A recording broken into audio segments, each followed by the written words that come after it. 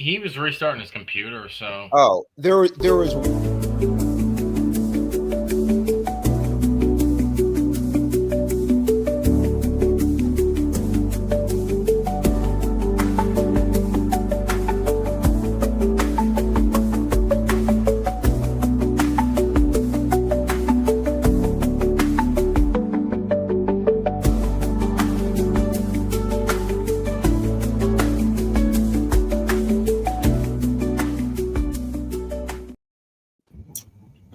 We're in. You guys were talking there. I didn't mean to interrupt. No, you're good. It's better to save it for the show anyway. So I realized I didn't even add myself to the stage, but yeah, Penn State Jerseys is back. What's up, man? Gonna have a quick episode tonight. Yeah. So we said Brett and I have spent 5.5 hours since Saturday doing podcasts. Yep. And every night we get on, we're like, all right, it's gonna be quick. And then like 2 hours later, we're still on. And I don't know if you noticed, we had another Matt on. He was an Oregon fan. We had him on for the pregame, and he actually came up to the game. So nice guy. Yep. Yeah, and he was a memorabilia guy too. Yeah. Collect. Good. Not like yours. Not like yours, but he was good. Yeah. Yeah. So Penn State UCLA, and kind of get Matt's thoughts on the current state of things. It's a good rebound game. I'll tell you that. That's the game we need right now because we need to fix some stuff. So. Yeah. It's funny. My kids asked what would happen if Penn State lost to UCLA. My son's 9. Oh, yeah. And I said, they don't have a coach. Yeah. I think half their team's pondering transferring or redshirting. So if we lost to UCLA. I mean, they literally don't have a coach, but we really don't either. So. If we lost to them, we wouldn't have a coach anymore. Yeah. We wouldn't. No, and James Franklin would be fired if they lost to UCLA. Right, I'm going to pull up this one thing real quick. Hold up. Let's see here. So, football's such a fucking crazy game, guys. I mean, yep. How different would this conversation be if that fumble wasn't overturned? How different this conversation be if they called the penalty on denied Dennis Sutton? How different would this conversation be if they stopped them on 4th and 1 in overtime? Or when they fumbled it in overtime and when they fumbled it and got it. I mean, they had 4 legitimate opportunities there.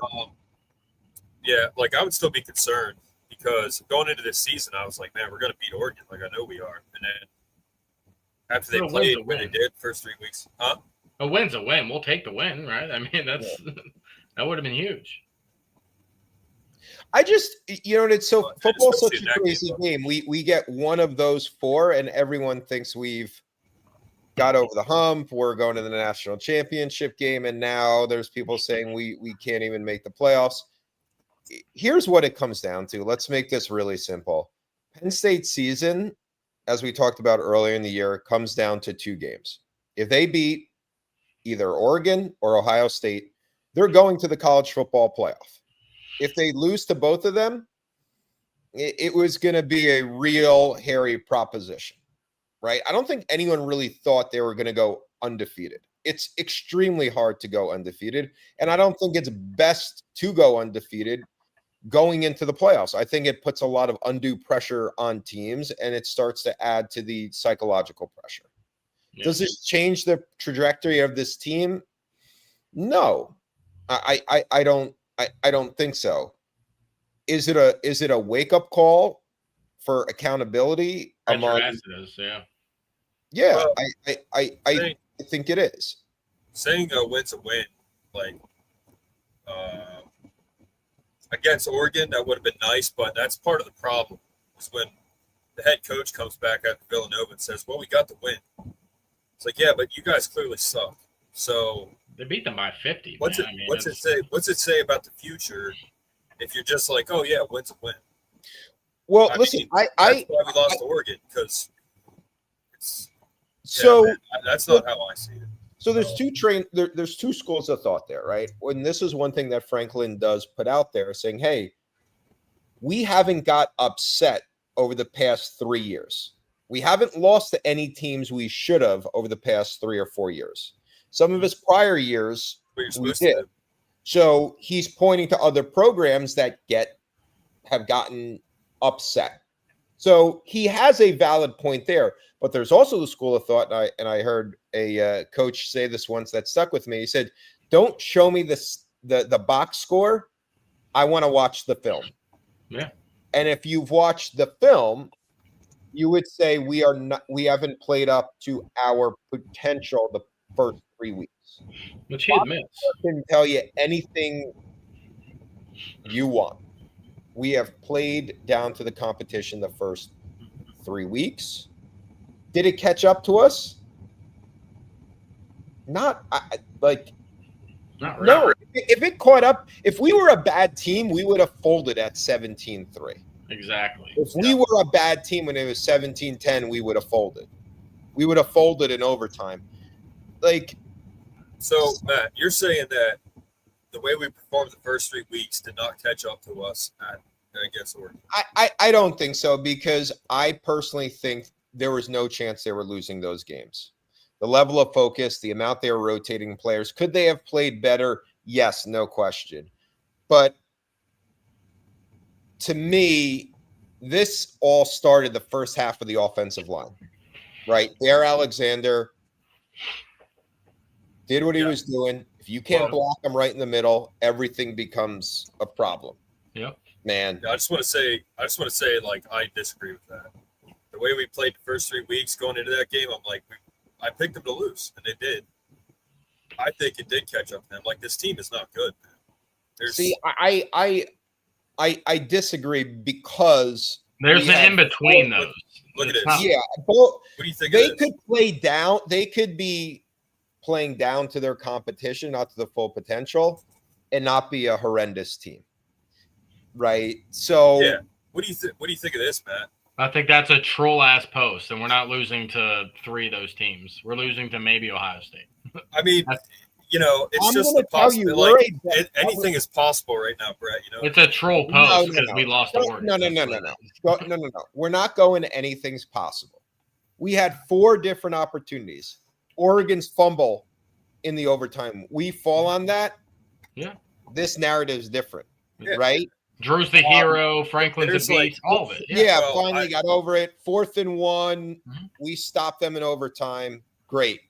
Yeah, it would be they won a big game technically. It would. Well, not technically, but some of these headlines are bullshit.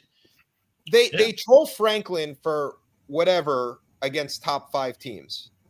And then all of a sudden I saw the stat, well, he's now this against top 6 teams. I was like, okay, well, now you're just fucking with it just to bust the guy's balls. Yeah. Every single one of those losses were against Michigan or Ohio State. All of them. Yeah. All of them. Teams. So I was mentioning, what other teams across the Big Ten has beaten Michigan and Ohio State more than Penn State since 2016? No one. No one has beaten Ohio State and Michigan more in the Big Ten than Penn State since 2015 and 2016. I'm not saying that we shouldn't be winning more, but we're acting like other teams are fucking doing it, and they're not. Yeah. They're not. The reason why Franklin's record it has those exorbitant outliers is because they're playing Michigan and Ohio State. Just make the stat against those teams. Make it, that's fine. Make that the stat. But saying against top 5, top 6 teams, it's the same 2 teams. And they're saying, the win against Utah was horrible because Cam Rising got hurt.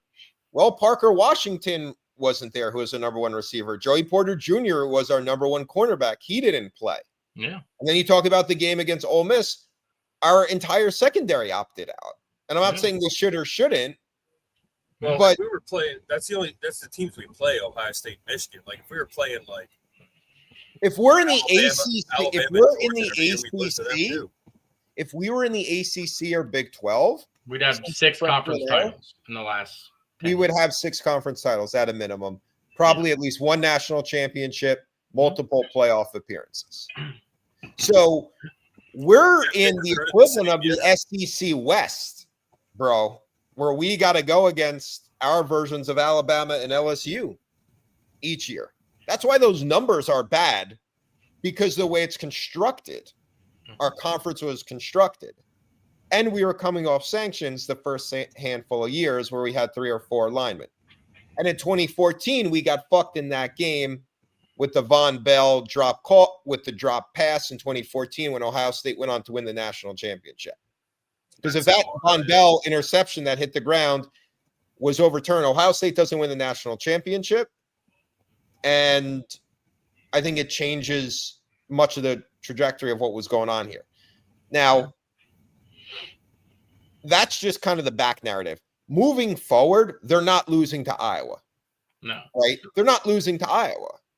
They're not losing to Indiana. And I will tell you this. Penn State's defense is going to give them more of an opportunity to beat Ohio State than Oregon. And I will tell you why.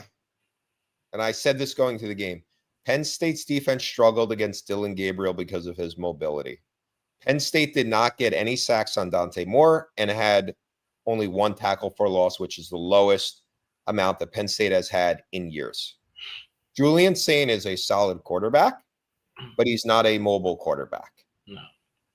And I think Penn State's defense matches up better against mobile quarterbacks. And they might call holding. They might. They might. Oregon's running backs are better than Ohio State's.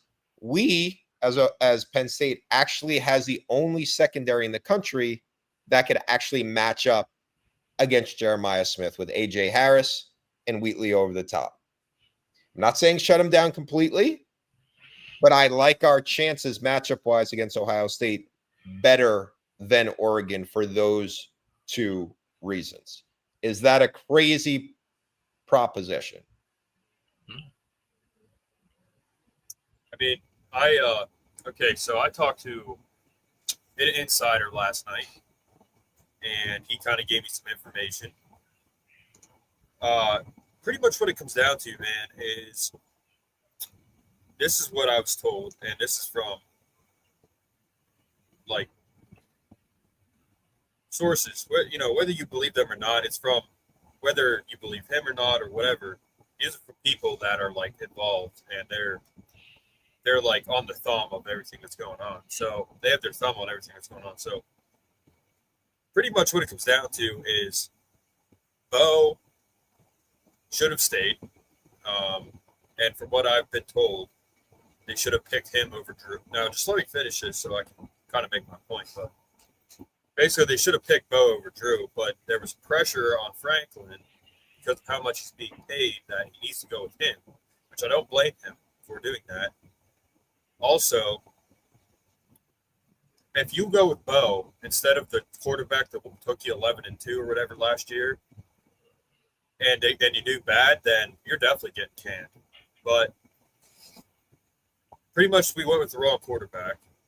And Drew, man, I also watched some of Drew's tape and Singleton's tape.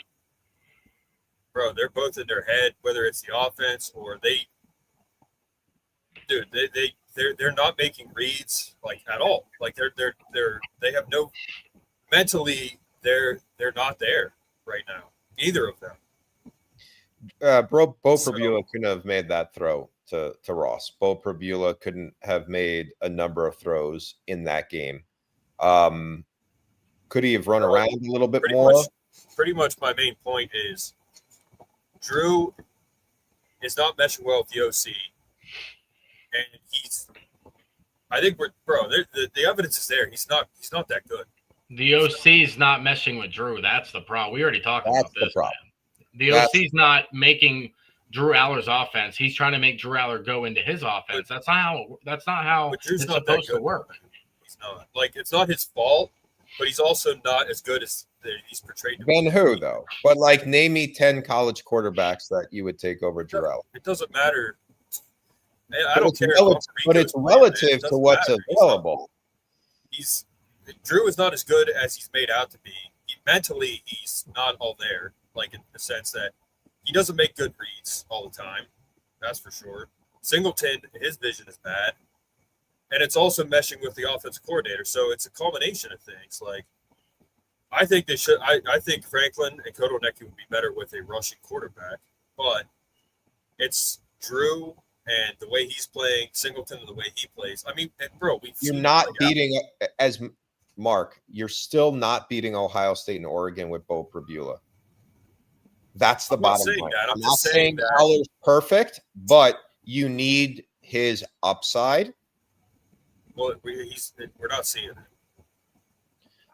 I mean, listen. It's a combination of things. Like Kotelnicki's offense sucks, and they're not with Kotelnicki. Yeah, but Drew is also not like this. But Mark, this is where, because there's not just a perplexing regression or plateauing with Aller, there's also been a lack of something going on with Singleton. Yeah, absolutely. That leads me to believe it's the offensive line or it's Kotelnicki. If it was just one of them, I would say it's one of them. But it's multiple guys. Like, how is Hudson not getting the ball more? Yep. Right? There's no quick screen to Hudson. There's no deep shots to Hudson. Hudson's listen, just like you said before, where are the slants? Where are those quick? Like, Hudson's a big body. You run a dig or a comeback or a slant with him, that should be pitch and catch. Yeah. I think that Kotelnicki, as you're working your way up the coaching ranks, was in a position working with less talent and less skill and less speed in places like Kansas, where you have to run an offense like that to try to counter what other teams are doing, because you can't line up and just run it down their throat. Does he have some really nice wrinkles when they got out of the huddle quick and they had that crackback block to get Catron to the outside? That was really a nice one. The thing to Ross was great. But instead of them being wrinkles in the offense, they're like seams in the offense. The seams like holding it together when they should just be wrinkles. And how's Luke Reynolds only get the ball one time? One time. I mean, that to me, you gotta call stuff for him. How's Nick Singleton or Catron just have a screen pass? There is no screen passes to the running back. There is nothing easy. So in the pecking order, I got to go with the coordinator. I got to go with Kotelnicki. I got to go with the offensive line. And then I got to go with Aller. And the reason why I have to go with the offensive line over Aller, because Singleton's also struggling. There's no holes. There are very little holes and creases there. Well, like I said, like mentally, they're both, I think, frazzled because the offense hates this offense. They hate, like, these kids hate this offense. They're all pissed off. I could see the offensive line because the O-line isn't blocking well either. You know, they hate it. This offense sucks, man. We saw our veteran center jump off, false start twice. It's because he's trying to figure out what they're doing. You know? Yeah, no, and I would be very surprised this week. James Franklin's coaching for his job this year and next year. Let's be very clear. Mm-hmm. Okay. They don't make the college football playoffs this year and next year. He's gone. He's gone, guys. He's gone. The buyout starts to become reasonable. The Adidas money's hit. The extra money and sponsorships money hit. They will move on from him if they don't make the college playoff this year or next year. And win a couple. Huh? And win a few. Yeah. I don't even know if he'd have to win a college football playoff game per se to save his job. But he's got to make it this year or next year. And next year doesn't look that great with the amount of people that they're losing. So me and Mark think it might be sneaky good next year. We'll get into it later, but yeah, It might be sneaky good year. We'll see. Landon said he's not getting fired no matter what, and I disagree with that totally because he's not. He will get. I think he would be on a very hot seat next year if they don't make the college football playoff and they don't make it again next year. Wow. Because, and I listened to Josh Pate, who I love. Yeah.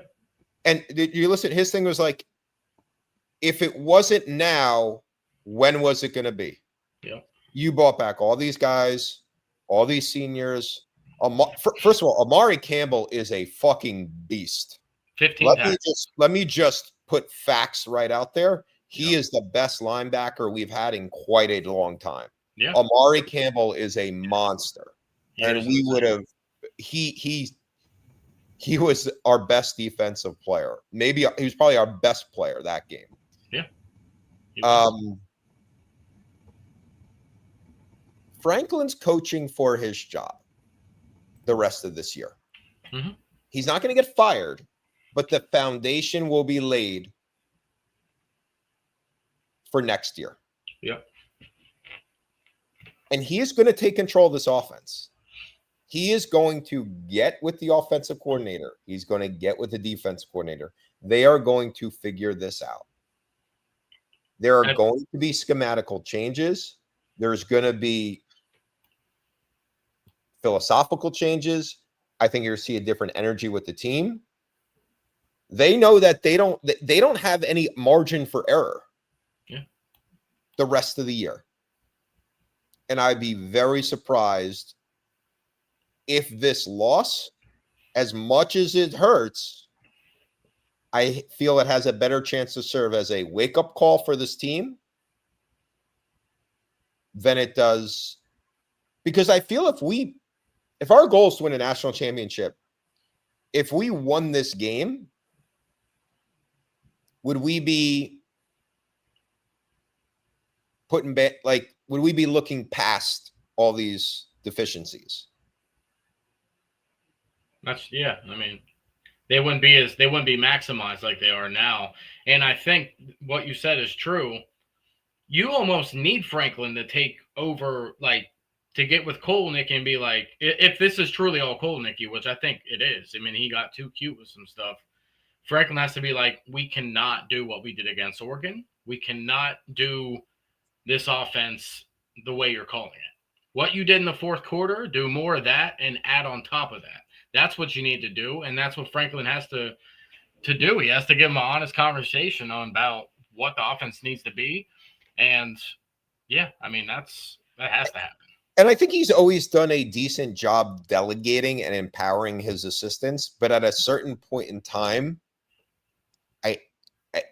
I think that you as a head coach, if you want to take ownership, and it's nothing you would ever do in public, obviously, but behind closed doors, I'd be walking into that meeting and saying, we are not running another fucking Wildcat. No, we're not. I think he's going to say, here's a handful of shit I never want to see again. This shit's good. Give me more of that. Don't give me that. And that's okay. That's what the head coach is supposed to do. He's supposed to hold the coordinators accountable. He's supposed to be that filter. Yep. And who knows? Right. Maybe this is a wake-up call for Kolnicky to say, fuck, I can't do this stuff. Because it's like anything else. No one felt worse after the Orange Bowl than Drew Aller. No one had to tell him that was a bad throw. No, it is probably eating these guys up more than anything. And I would suspect some change. Ohio State has this game circled. They will physically punish Osai. See, I'm just gonna say no because they haven't physically punished Penn State in any time. They've played them to 1-score games, 1-point games for a number of years now, and you could actually argue that Penn State has played Ohio State as well as anyone. Julian Sam will be sacked 4 times in that game. It's going to happen. Yeah, how good Julian Sayin is because we haven't seen him play that good. So, yeah, you're right. We don't know how good he is. And we couldn't blitz a lot with how, to me, Dante Moore's mobility hindered, or I think kept Jim Knowles from wanting to blitz, because you had to spy him with Campbell. Yep. And listen, Frosty Mug is right, man. Will Stein, I was telling Mark, I was like, Oregon did like 7 screen passes, dude. It was Notre Dame all over again. But it actually worked for them, right? We couldn't stop their freaking screen passes to save our lives. And if Will Stein hooked up with Drew Aller would be making easy completions. He would have the same percentage or better as Dante Moore. Yeah, I did not leave that game thinking like, oh, Dante Moore has great arm talent. Dante Moore made some sick throws. No. He was just throwing slants and screens the whole game. He threw one good throw to Sadiq. That one where he was going on the sideline. That was a good throw. But, okay. All he did was stay cool under pressure and just let our offense suck. That's it. That's literally Oregon was so arrogant after the game, bro. So another thing that I was pondering after they went for the second 4th down earlier in the game, I was like, Dan Lanning's either out of his mind or he really thinks Drew Aller sucks. Like after that second, I was like, man, he went for 2 4th downs already. He must have no respect for the offense. How many 4th downs did they go for? Was it like 5 or 6 or something like that? Penn State or Oregon? Oregon. 7. 7. I thought it was 7. They were 5 for 7, which is insane. We were 4 for 5, we were 4 for 5, I think, on 4th. Yeah. So we went forward a lot too. They just had more possessions. So I mean, obviously they went forward more. Why do you think they kept going for it? I mean, that's an insane number. Matt, why? They were in good positions, like in the field. Usually. Yeah, I like pretty much every time they went for 4th, I called it. But and we're not stopping 4th and 1. We did once or twice, but yeah, no. Dude, why are they?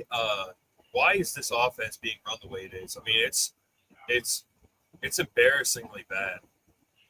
Like some of the plays they call, I'm like, dude, we look like morons, honestly. I mean, listen, football all starts with the offensive line, right? A great play call could look really bad if someone misses their assignments. The zone blocking scheme, to me, they've done a nice job within the past. I think they got to go basic. Man, blow your man off the ball. Stop guessing, shedding, like downhill. Downhill. That's it. Just let's just duo pull blockers. Yeah. One misread. The guard. Oh, I thought the center got like. To me, it leaves too much for chance. You pull Vega, he's pancaking any guy. You pull him, he's gonna pancake him. So that's what you do. Yeah, just play ball. Just keep it simple. Like we have talent. We don't have to out scheme. No, we don't. And I was telling Mark, Matt, if you look at the tape, man, like I'm sure you've seen some of the clips, but like we were running way too many of the same route concepts almost the whole game. Same fucking thing. Yeah. Same thing the whole game. The same 3 routes. It's like it's got to stop. And Frosty Mug was talking about all the recruits being there. We're going to lose out in recruits. No. No, we're not. When it comes to locally, like the eastern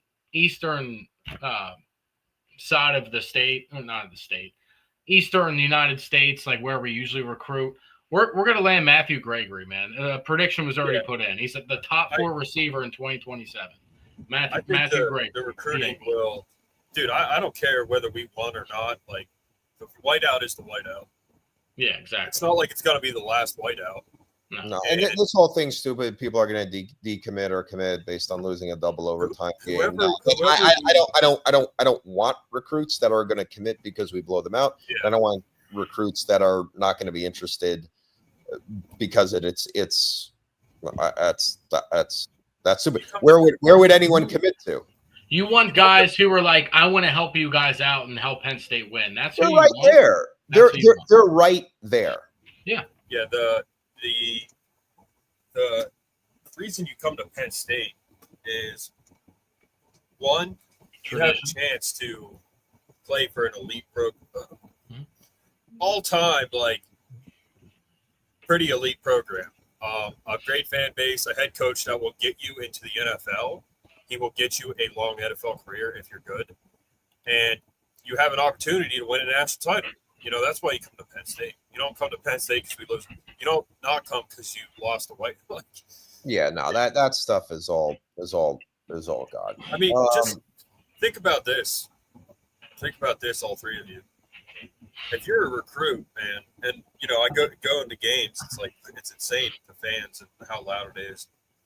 Just think about this. If you're a recruit, man, you're a big time recruit, you're getting recruited by everybody, and then you go to a whiteout game, you're like, I could be playing in front of this. I mean, are you kidding me?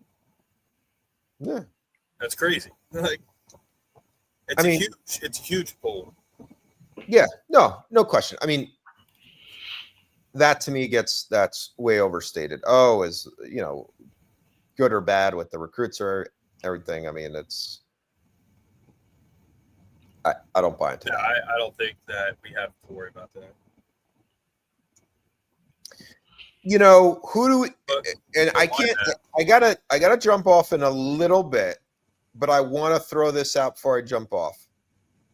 If you're a Penn State fan, let me just put this on a radar. You got to be hoping for Indiana to win every one of their games. And you got to be hoping for Nebraska to win every one of their games.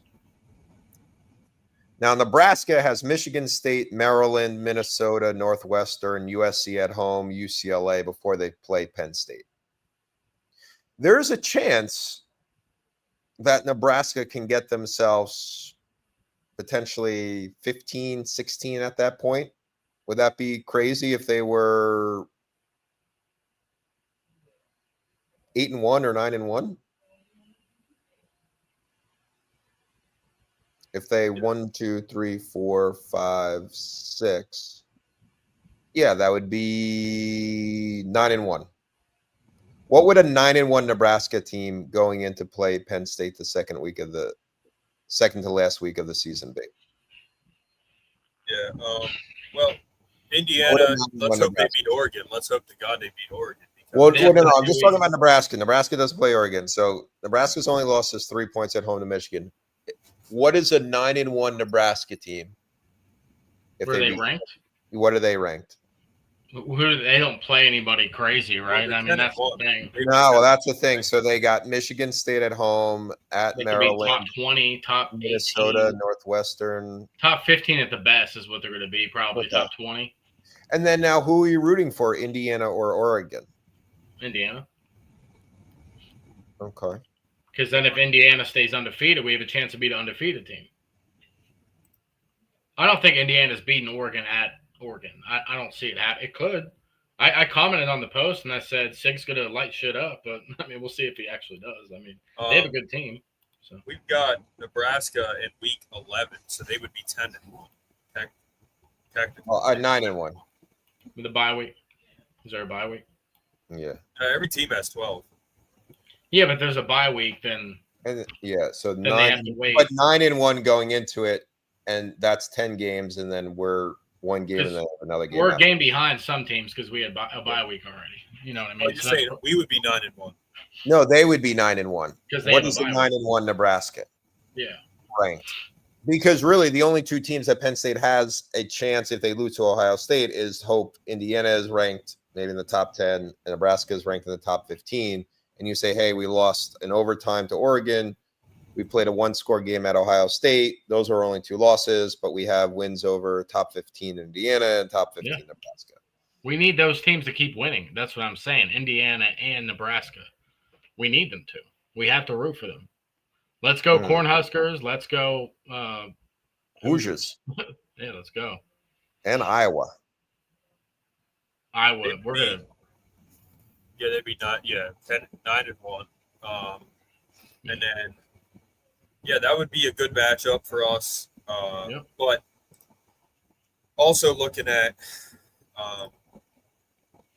our schedule. We have a 2-game schedule. We have a 2-game schedule. I mean, that's it. We have a 2-game schedule. Like, you know, I think we beat Nebraska, Indiana.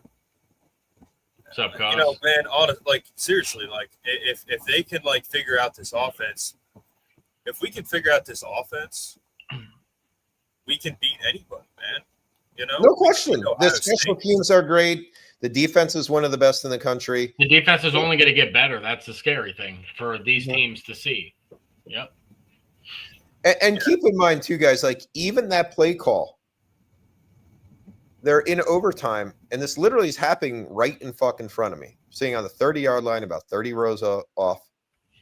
They spot the ball on the near side hash, and they run 3-4 fucking guys to the narrow boundary. Yeah. Why? You just sweep to Pena. You got outside with Ross. You had so much success attacking the wide side of the field. I was like, oh, they're great. They have it on the right side. They're going to maybe do a post corner or attack the wide side. The play call was horrible. They asked Franklin about it. He said, I know it doesn't sound like it makes sense, but sometimes they think you're going to go to the far side and you run the boundary. But this goes back to what we just talked. Why are we thinking and scheming? Just line up and fucking play. No, exactly. Yeah. You're not going to they're good too. You're acting like we have to trick them. Yeah.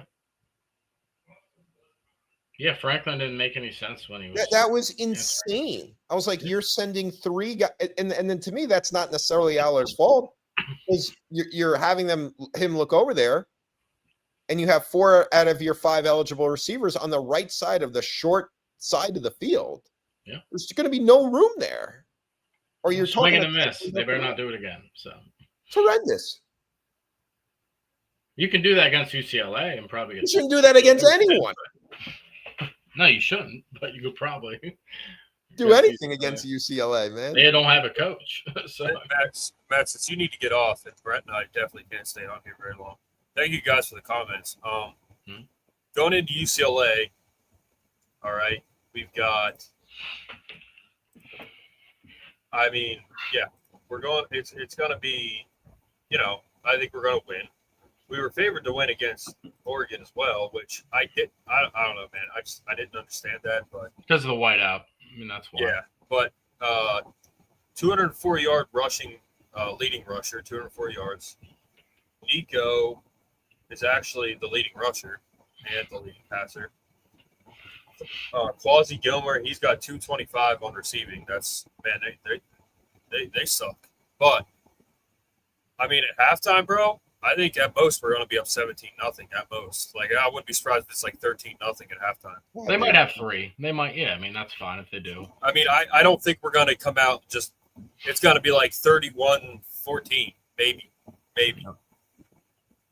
We've given up what two passing touchdowns all year. One but was in garbage time. Like they won't make adjustments, right? If we are pissed, how pissed do you think they are? Who? UCLA? I mean, I'm talking about Kotelnicki, Franklin, internally. I mean, I could tell you that the vibe after the game was a somber, pissed off. Players were pissed off. Was the stadium loud, Matt? No, because overtime it was. I heard. I'm going to say why it wasn't. There was times where it got loud, but the first half was such a slugfest. It was hard to really get starting excited. The game wasn't loud. Yeah, the first play was loud. Yeah, first play was loud, but it was 3-3 at halftime, and it was a 3-3 first half, right? Mm-hmm. So there wasn't a lot of high energy plays like a turnover, a big punt return, a touchdown that I think would have fueled more energy from the crowd. To hold Oregon to 3 at the half is pretty insane, though. That's solid work, man. The defense played their ass off and were held the whole game. So yeah, the Dinah Sutton was just throwing his hands up, dude. All right, cool. Mark, they're going to handle their business versus UCLA. They are, yeah. They're going to take care of UCLA. I'm not. Let's do predictions. Dominate them, though. I mean, yeah. I don't care about domination. I care about 2 things. Number one, I want to see some just simple simplicity of the offense. to show that they get it. I don't need 100 points. I just need a little bit more simplicity in the offense. And I just want to make sure we have no injuries leaving this game. Those are the only two things that I care about. By the way, Vance, are you new? Welcome to the show if you are. So, Vance. But that's a quality point. A lot of players went in the portal, so from UCLA, or a couple did, anyways. But yeah, like they suck, man. Like they suck. They are so bad. They like lost this might be the worst team we've played yet, honestly. Yeah. Just in terms of performance, but that doesn't really mean much about our like I said, man, our defense. All we got to do, like the Steelers, okay, right now. What we needed was points. We're getting points. That's why we're winning. So, Brett, why do you laugh? What about the Steelers? No, about UCLA being bad. That's why I was laughing. You were saying your third subscriber. Oh, well, you don't comment a lot, do you, Vance? You must not have been on here for a while, man. But yeah, thanks for the comment. I think I remember seeing him at some point. But okay, welcome to the show. But, yeah, Vance, we've seen a lot of comments these past few episodes, so thanks for coming on again, man. But it's okay. So Penn State's a 25.5-point favorite over UCLA. We cover. We're covering. They kill the offense to act like they want to play. Evil James Franklin. Evil Franklin fanatic. Now he's Evil Franklin. He changed his name. He was Matt. This guy was Franklin fanatic yesterday with blue glowy eyes, but he was pissed off yesterday. He was commenting some serious stuff. And I told him to take a chill pill and take a nap. Bro, you didn't see the last comment, but when we got off, I still saw the comments. He said, "God bless James Franklin," because I definitely won't. Frustrated. He's frustrated. It's okay. That's funny, though. We're going to cover, guys. We're going to cover against UCLA. We're going to run it down their throat. We have to. We didn't run it down their throat last year. We only had Katron Allen last year, whenever Katron Allen wasn't at his peak yet. Right now, Katron Allen is playing like the best running back in the country. The stats might not show it compared to some other backs, but he is. We doing predictions? I'm going to go like 45-6, something like that. Upper 40s to 6. I'd be happy with that. I'm going to go 42. Let's see. 42-10. That covers. 42-10. I could see them scoring a touchdown in the field goal. And 42-10 against UCLA would be fine. Let's take it. Yeah. All right, gentlemen. I got my hamburger cooking. It's 9:15. It's a late dinner. See, as of 10 minutes ago, the offense coordinator Tino Sinceri mutually parted ways. So he's gone. So tight end coach Jerry Neuheisel will be the OC against Penn State. So they just lost their OCs. Wonderful. Yeah. So make that 42-3 then. Man, I think it's gonna be like 31-6 at best. Mark just trolling. Mark just trolling. Let's jump on after Mark. I hope I hope they exceed all of our expectations. Me too. Have a good night, guys. All right, see you, man. You too, man. Bye, guys. Thanks for coming on. 31-6, Brett. That's what I got. 31-6. That would just not cover. That wouldn't cover, dude. We're covering. 17-3 Penn State. At halftime, yeah. Evil Franklin for that.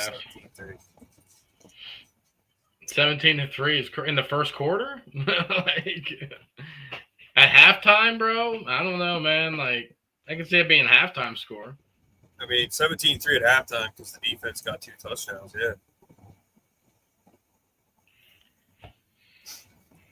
yeah.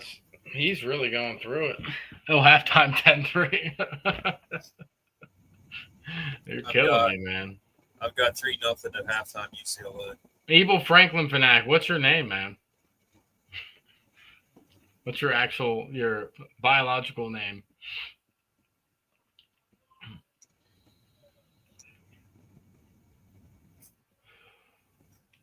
Oh my!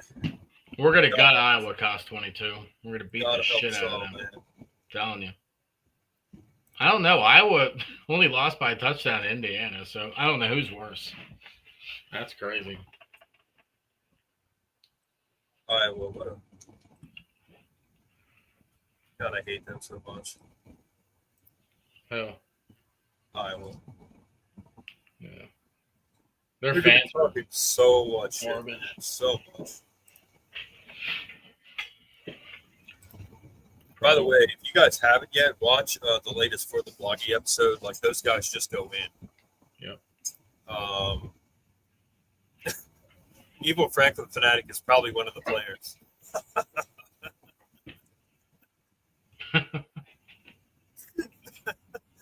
He's like, I'm not getting any snaps. This guy. I didn't play versus Oregon. We could have won. It's their backup Place kicker. bro. It's their backup like long snapper. Yeah, backup place kicker. Long snap. I don't know. I think we can win, but first half will be more of the same. Pull away in the fourth. Yeah, that's what I think happens. 31-6. What did I say? 31-6. I think Penn State's gonna freaking get Ross going early and often, man. Because Ross, he gets open. He's the post guy, man. I think Ross has 2 more touchdowns. Probably one of the players. That's funny. Oh my god. Devontae Ross is here to save the season. You got to get Kyron Hudson involved, man. He was open a couple times. I saw the tape, so he's got to get him going. Kyron Hudson, he was open a couple times. You got to get him the ball. You got to get Luke involved. Nick has to show some type of life. Like, I don't know. He's good in the passing game. You just got to get him in the freaking running game, man. Something. But start Katron Allen until further notice, to be honest with you. I mean, you have to. Hopefully we can get to see Grum a lot this season, because we're winning, because Brett, well, okay, so let's do this and we'll jump off. So next season, Brett and I were talking about it. Next season, we have Grum coming back. We have Cam Wallace, Corey Smith, Quentin Martin. Quentin Martin will probably play a bit of a slot receiver too, honestly. He's an athlete, man. And then we got a receiver, Khalil Taylor is what, 26 or 27? Who? Khalil Taylor's 27. But we have good receivers on the roster that are young, like Kobe Howard and them. Tyser Denmark, they'll be ready to go next year. That's not, dude, you're just going through a state of depression right now. That's not even true. Ethan Grunkemeyer is great. I'm telling you. He's going to be legit. Drew can't sling it, and neither can the backups. Ethan Grunkemeyer can throw it better than Drew. I'm telling you. You're going to see it, man. Yeah, I think with Grunk coming back, Cam, Corey, Clinton, and then we got Keemon Spell also coming in. 2027. Yeah, 27. Then we got Khalil Taylor because, dude, Grunk is going to be here for at least 3 years, I think. Yeah. Matthew Watton, Kobe Howard. Like Gregory possibly coming, stuff like that. And we got Troy Hoon coming up. But Yep. And then our O-line, man, we got some depth at O-line. Mm-hmm. Defensive line, we got Jalen, we got Chaz, we got Amari and Rojas Folkley coming back. Then we got, like, AC, DeJuan, we got Elliott maybe, and King Mack, all there. Mm-hmm. Oh, we didn't even talk about Jameer Joseph, Darius Dixon. Those guys are going to be studs next year. Cornerbacks. Nope, if Franklin recruited him, he can sprint. Who? Oh. Well, all these guys he recruited. That's another thing that I found out last night is that the NIL money, the offerings to these big-time recruits, it's not there with Penn State. But the AD is stepping in and overstepping and making sure it happens. I was told that if it weren't for the AD, Keemon Spell was going to decommit. But they gave him a shit ton of money. And because that's the way it is now, guys. Like, they have to give these guys money. And if they don't, who else was it? The guy for Oregon, the corner. What's his name? Oh, Brandon Finney. Brandon Finney and Joey O'Brien, both, if we offered them money, they were absolutely coming to Penn State, but they would not offer them enough money. Yep. Brandon Finney was committed to Penn State, and they would not give him enough money. And this is money that is just average at this point. So there's an issue there for sure. Yeah. You talk about NIL, even Franklin. Because, yeah, that's definitely an issue right now. Like that NIL situation is just not good. Dude, Jared, is that Jared? Jared's a theatrical motherfucker. He might have been, he switched it up overnight. Jared, is that you? Dude, wouldn't that be crazy if that's Jared? Jared's working. He's working. I mean, think he's working for sure. He's going in on the episode, right? So the NIL is an issue, and another point was also made last night. Terry Pagola, bro, one of the wealthiest human beings on planet Earth, he doesn't give a dime to football, and I'll just let you guys figure out why that is. Mm-hmm. He doesn't give any money to football, and then another guy pretty much single-handedly made sure that Gavin McKenna got the money he did to cover. So the support is there. They just don't like Frank. That's it. But the university president got a big raise. Yeah. I mean, I don't know, man. Like, I think she's doing good. Honestly. No, she's doing a good job. Pat Kraft is a beast, man. Does she deserve a raise? Like, I mean, I don't know. But, she's doing good. Like, I don't have an issue with her. She got a raise because they closed certain campuses, Penn State campus. Bro, she's like every other president, she's a little wacky. Yeah. But, But yeah, man, next year we got Gronk. I don't know who we have a receiver, but we got some depth in our line. We got running backs. We got Kobe Howard, Tyser Denmark, Matthew Wallace. I think we could be sneaky good next year. I mean, we have a tough schedule. We're at home against Marshall, at Temple, and then we got like 3 straight away games, so we got 5 straight home games or something like that. One of the away games is Oregon. I don't think we play Ohio State. I think we play Michigan. We play Michigan next year.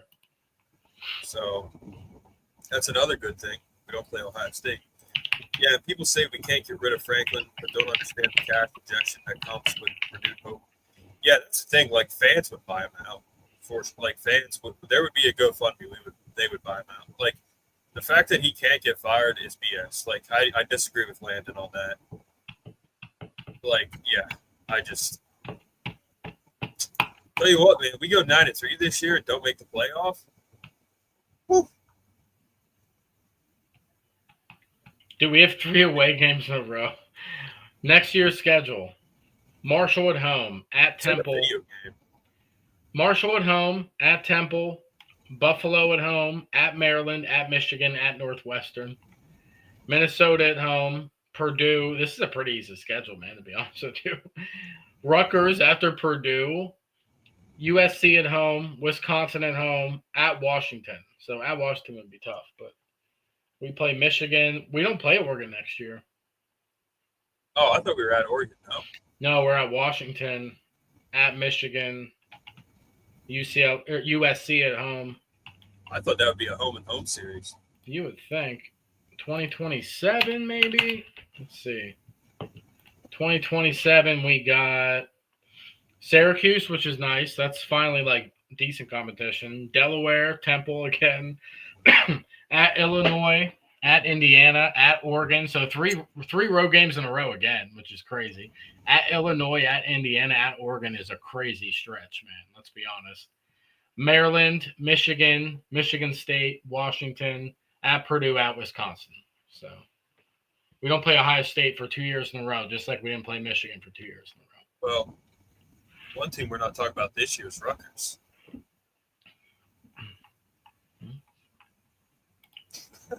What? Yeah. We could lose the Rutgers. This kid. Bro, James Franklin could literally be severely concussed and in the hospital. Drew Aller could be literally out, and deny Dennis Sutton could be already in the NFL. We'd still beat Rutgers by like 40 points. You know? Yeah. But we end the season in New Jersey.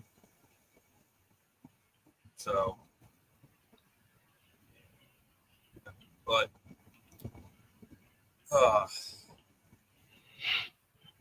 Matt Rule hasn't shown anything that he would be better at Penn State than Franklin. It's too early to tell. With that comment, I think he's way more of a football guy than Franklin.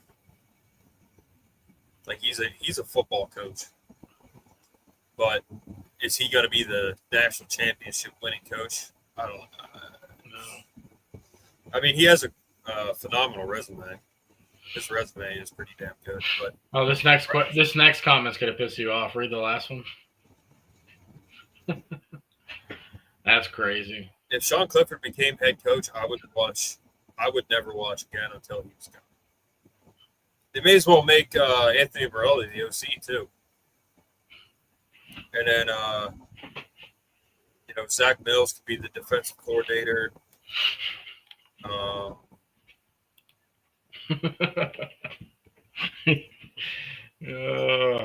Hackenberg can be the defensive line coach.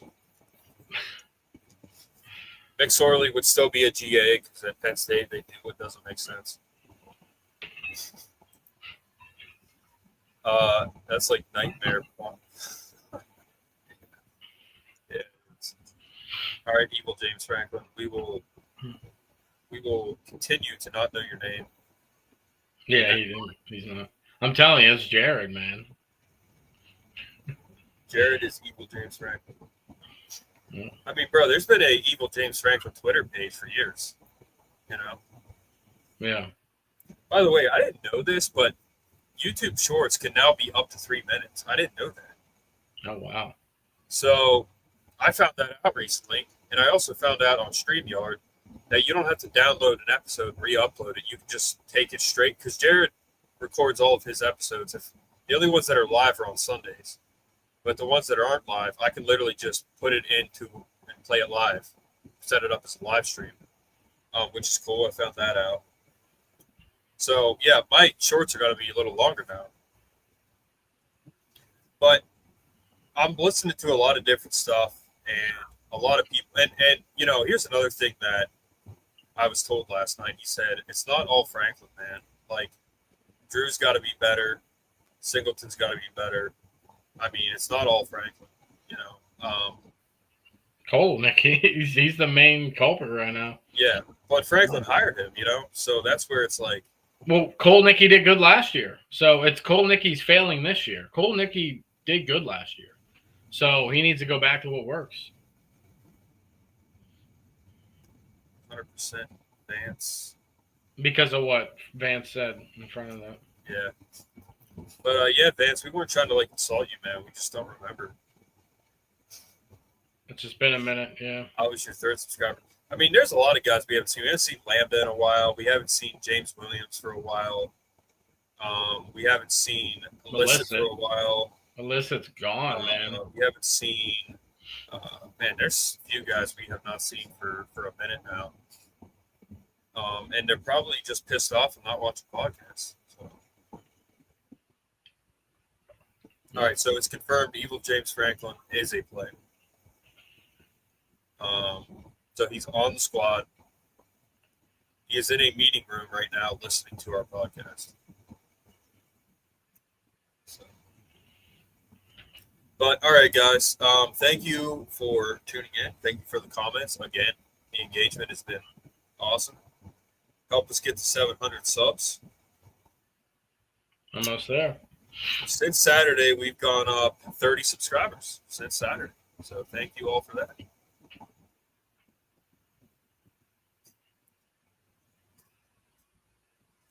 I think we were at 692. Now we're at 691. So I hope Vance didn't unsubscribe. Yeah. Oh, it's Trace McSorley, Vance said. Yeah. Yeah, that's the thing. It could also be a coach. It could be Trace. It could be Dan Connor. It could be Alan Midas. It could be Calvin Lowry. It could be Deion Barnes. Yeah. It could be one of those like Joe Paterno guys that hates Franklin, and he's just like, I'm evil James Franklin. Because if you think about it, before that, he was all Franklin. God bless James Franklin. Mm-hmm. Like, who would say that? A player, right? So now it's evil James Franklin. It's probably like one of the receivers that didn't get the ball. You know, it could be Drew Allard too. It could be Drew Allard. We now have a conspiracy on the show. A full-fledged conspiracy. Who is evil James Franklin? Look, he's just ignoring it. Oh, Franklin is cooked. Bro, he's Franklin. Is that still Franklin? That little devil? It's literally a devil. Is it still? Yeah, it's still Franklin, bro. It's just a dark, scary-looking Franklin. He had the blue eyes coming out yesterday. We now have a conspiracy. Who is evil James Franklin? We'll do a poll, guys. And then evil James Franklin is going to have to let us know who's the closest. The hot and cold meter? All right. Can we do a poll? I think you can do a poll. Let's see. All right. I'm just going to put up the question. Okay. All right. I'm going to put up the question, right? Evil James Franklin is one,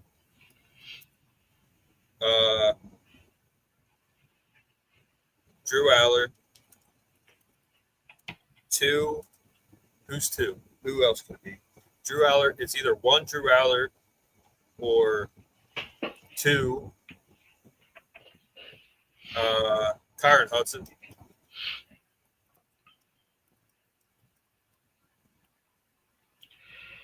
Jared? Or three. Jared. It's definitely Jared. Jared's not working right now. He gets off so at you guys put up the number. That's how you vote. Put up the number of who you think it is. Drew Allard, Kyron Hudson, or Jared.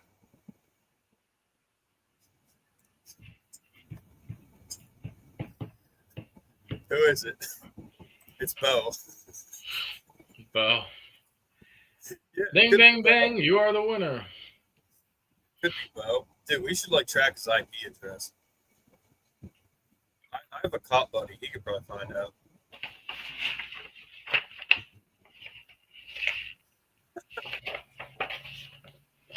All right, you guys vote, and then we're jumping off.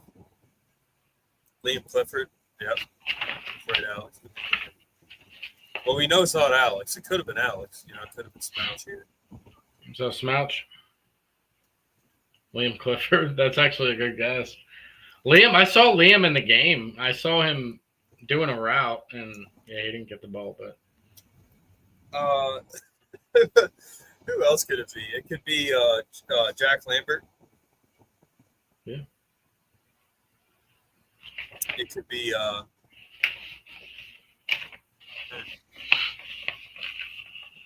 it could be Smouch. Smouch, you came on in a weird time, man. It could be. Bro, it could be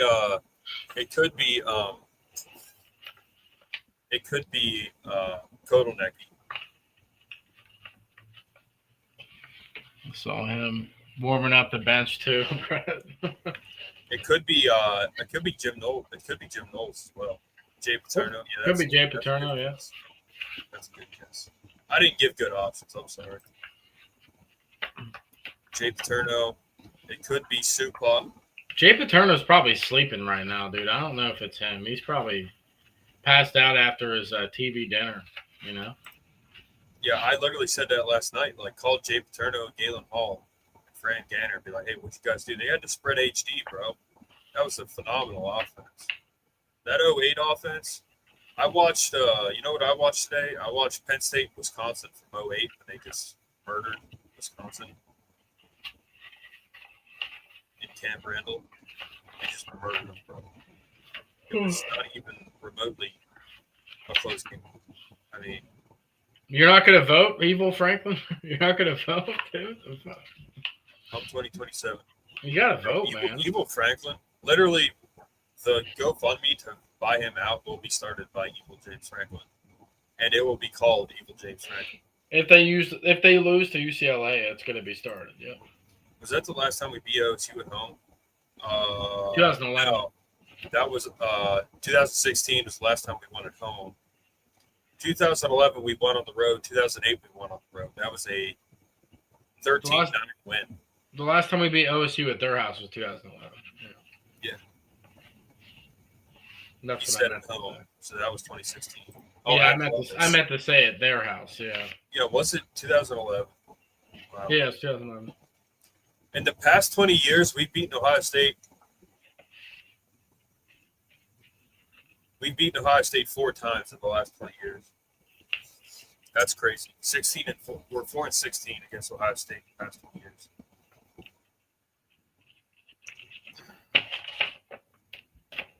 Who else could it be? It could be Jim Harbaugh. It could be, you know who it probably is the coach for Maryland.